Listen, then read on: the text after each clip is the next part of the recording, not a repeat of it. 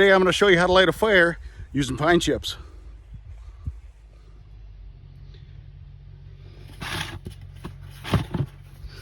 So at my school I use pine chips to keep the smell down.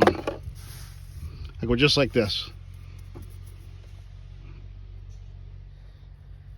For this demonstration I'm going to use a piece of jute twine as my tinder.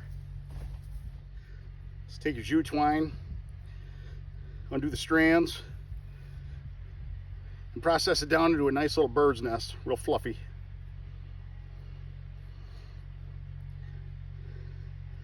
It's gonna look kind of like Uzni or old man's beard.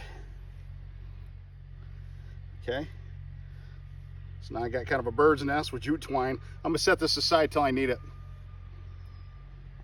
Okay, now take the 90-degree spine of your knife. And something I see students doing all the time is they try to spark a ferro rod using a 90-degree angle. Can't that at a 45.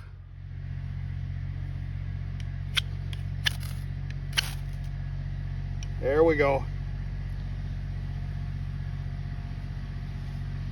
There you have it.